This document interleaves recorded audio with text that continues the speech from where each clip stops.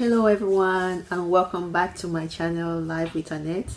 If you're new to my channel, my name is Annette Mojoko, your health and wellness blog.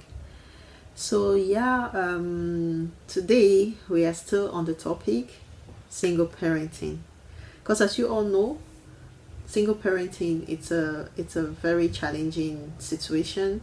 It's a situation that has plenty of obstacles, and I personally feel like this topic is so broad and therefore has plenty of subtopics that we need to explore and talk more about them. In my last video, surviving single parenting, I talked about certain challenges that comes with being a single parent, one of which being co-parenting, which in my opinion I think is the most complex of all the challenges.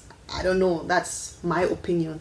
Maybe for you guys it could be financial, it could be something else, but for me I feel like co-parenting is the master of it all, especially when we do not understand how to manage the scenario. It becomes like sometimes it becomes so messy.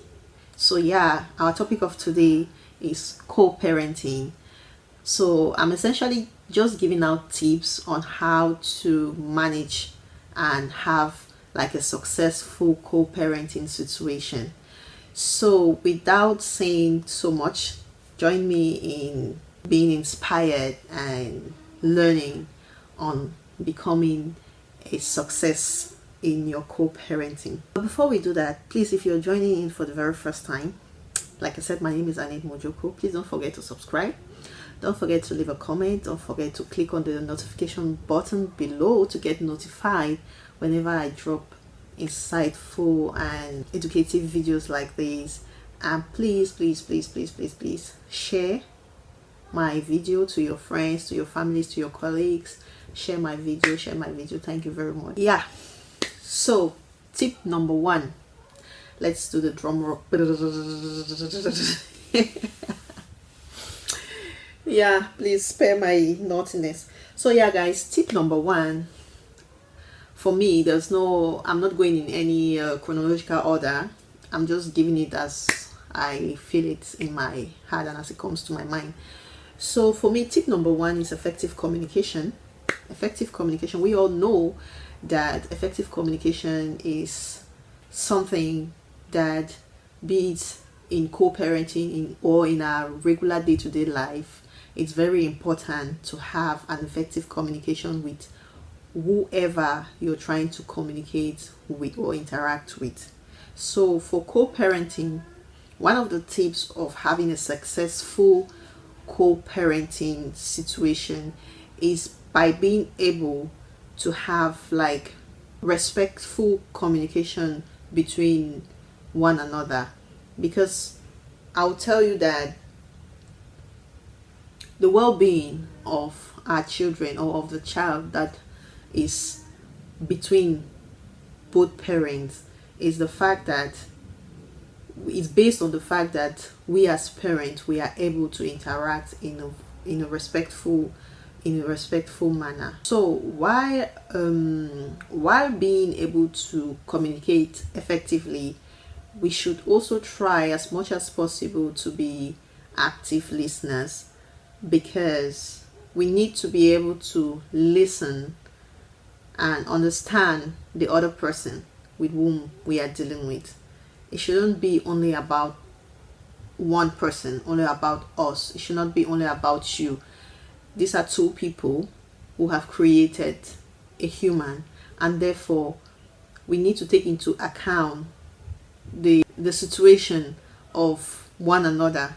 Therefore we should be able to be active listeners, and we should be able to choose our words wisely and carefully, and be open-minded in whatever thing that we are doing. Because if we are unable to have like successful communication, or communications that are not one-sided, then we can be able to co-parent in an effective way and in a successful manner. Tip number 2, ability to plan ahead of time and make proper arrangements for sleepovers, because there is no co-parenting without sleepovers. I don't know about Africa, but here in Europe, here in the Western world where we are, sometimes it's even mandated by the judge. Obligation is an obligation, like they make it like a right that the child has to accept in maybe special situation. But sometimes the judge will pass an order that the child has to spend maybe a certain period of time with parent A and a certain period of time with parent B. This is to enable the child to be able to understand both parents, even though they are not living together. But for Africa, I don't know how it works. I think, well, some people just feel like because we are no longer living together, it's the responsibility of the mother to take care of the child, and all I have to do is to give her, like, pass by and give her money. And it doesn't work like that. Like, you realize that there's a child that is more understanding and more versed with one parent than the other, because the other parent neglects one side of their duty, which is bonding with the child. So as co-parents, we need to be able to make proper planning and on how to navigate the sleepovers. You have to come to an agreement, like how long or what time does the child have to spend with parent A and what time does the child have to spend with parent B, depending on the situation of each other, of one another, you see. So a parent, take for example a parent, a mother or a father who is a busy professional who works and does not have like time within the week to be with the child, but the other parent is probably flexible with their job, that they are the ones like having the full custody of the child from Monday to Sunday.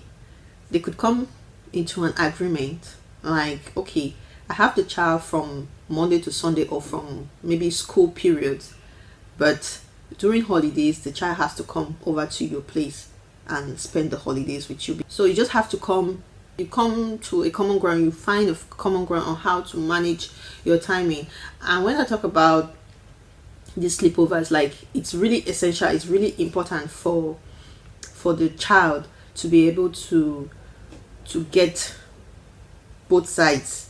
I know there are some situations that are very complex that it's not possible for that to happen, but if you find yourself in a situation whereby you can navigate that scenario of making your child or having your child get the bond from the other part, let it be. Just accept and work with that, because it's important for the well-being. Like I said, it's important for the child, it's important for their growth, it's important, it helps them to be healthy even though you parents are not together. So we need to be flexible in becoming or being a co-parent. We need to be able to compromise and understand, because sometimes, even though some of these things are arrangements from the beginning, situations might happen that one parent might find themselves lacking and may not be there or may not be available when it's their turn to take care of the child, and it becomes a constraint, like, okay, it becomes a problem. So I feel like us as parents, for the betterment of our children, we need to be flexible, we need to be understanding, and we need to compromise in certain situations so that we will not find ourselves like, some people end up in court, some people, because they cannot reach an agreement, so they tend to end up in court for the judge to be able to solve their situation and pass like a judgment to whatever thing that is happening between them. So tip number 3, conflict management. So I would like to know from you guys, how do you manage conflict in your relationships? How do you manage conflict in your day-to-day life? Just throw down your comment, put down your comment in the comment section below, and we will read. And it could help some other person, you know, when they find themselves, or if they find themselves in a situation where they have to manage conflict. And yeah, so tell me, what are those things that could bring about conflict in this topic of co-parenting? For me, there are many issues that could bring about conflict in a be it relationship, be it in co-parenting or as co-parents. You have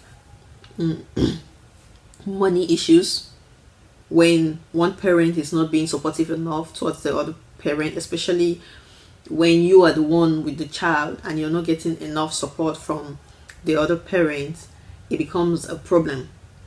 You understand?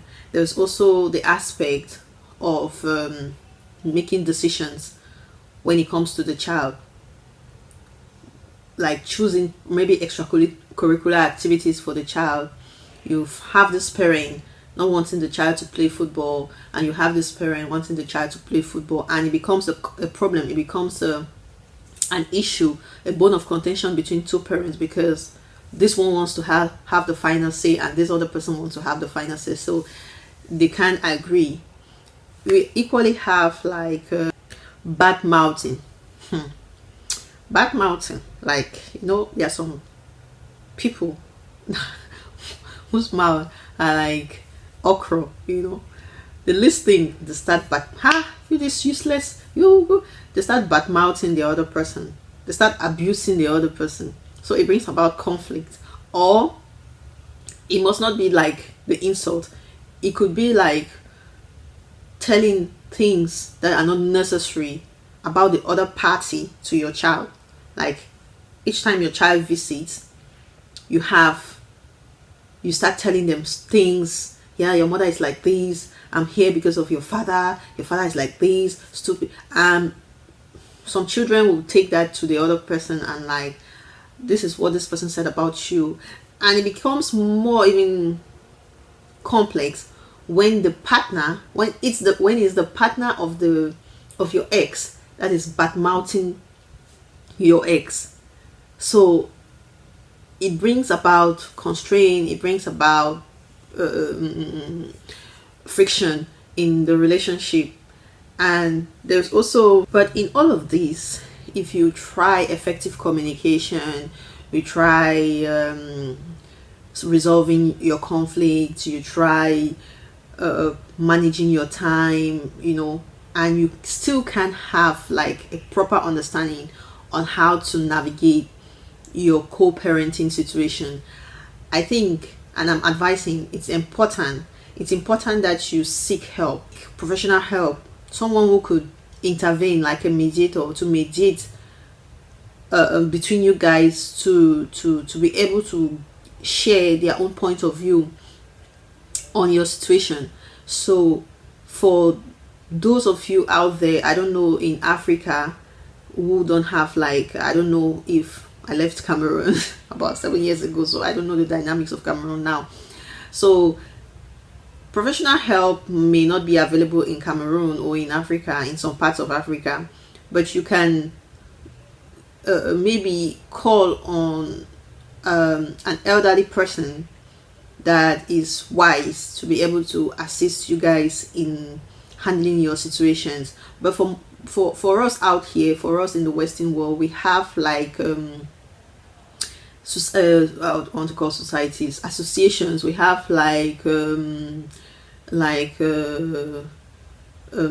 organizations or structures that focused on situations like this. Like if you have situations like this, you go to them. They are basically there for you people.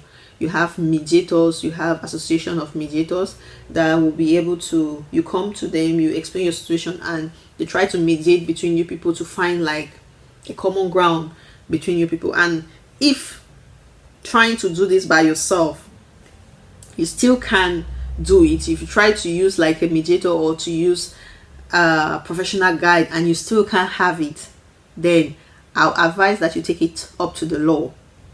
Do not take decisions, drastic decisions that could affect your child. Remember that whatever thing that we are doing, it's for the benefit of our child, it's for the benefit of our children. Therefore, whatever decisions that we think or we have to take should be that which will benefit our children, which will be instrumental in their upbringing and well-being. So if both of you can reach like a conclusion or positive conclusion, I think that you should take it up to the law, which is the court, and they are going to analyze your situations and pass a judgment on who has to do what when it concerns that child. And with the law, if you go against the law, then you have to bear the rod, because now it is the judge that is giving the order, and when you go against that order, you have to pay some fine. Sometimes they even, I think it comes with imprisonment, 2 years or something. You pay, I think it's about 50,000 euros or something. And I don't know if there's imprisonment in that thing, but I'm not sure. I'm not going to say something I'm not sure about, but I'm just saying, if you can't find a solution, if you can't compromise, if you can't reach an agreement, both of you, then you should take it up to the law and let the law be the judge for you both and give you the best situation for the benefit of your child. So guys, we have come to the end of this video. Thank you guys for joining in today. Thank you for accompanying me throughout this journey. If you found these tips helpful, please don't forget to share my video. Don't forget to like, don't forget to comment, and don't forget to subscribe if you're just joining in for the very first time. Thank you guys, and I remain your humble health and wellness plug. Bye bye, and see you next time.